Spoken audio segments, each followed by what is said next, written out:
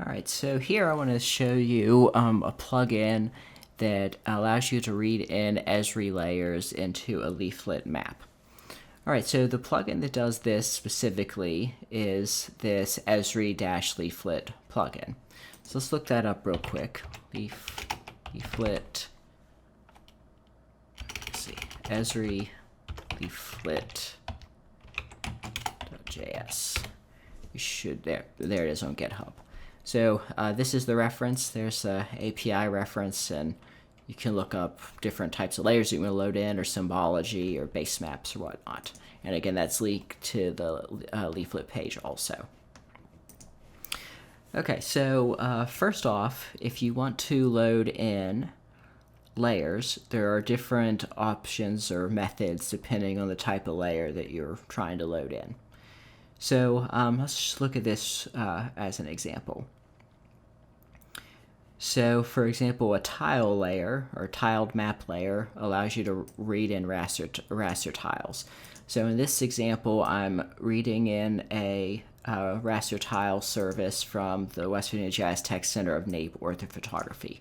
So that's how I'm getting this aerial photography loaded in. So those are your multi-resolution raster-based tiles coming in. So if you want to read in tiled data, that's the way to do it, is with this, I lost my position here.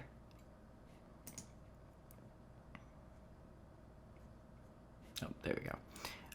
Is with this tiled map layer function. So it's l.esri.tiled map layer, and then you gotta read it in with the URL, and then that adds it to the map. If you want to read in a feature layer or a hosted feature layer, that can be accomplished with the esri.featurelayer method. So here's the URL. This is just for interstates in the state, and this was, again, just obtained from the West Virginia GIS Tech Center.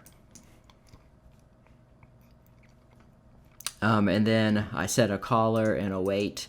It should come in with its default styles, but you can overwrite those. Okay, and then the last set here is for Esri Basemaps. So this is generating this drop down for your base maps, names, and is associated with different objects. This is how you read in a base map. So it's l.esri.basemap layer, and by default I'm reading in the topographic one, and then I'm adding it to the map. And then this function down here allows you to switch between base maps. So we basically create a function, set base map, the input's a base map. So if it's there, you remove it, and then you can add it back in depending on which of these was selected in the layer list. And honestly, I didn't write this. You can just grab this code from the API and dump it in. If you want to have less options, then you go here and you turn some of them off or remove them.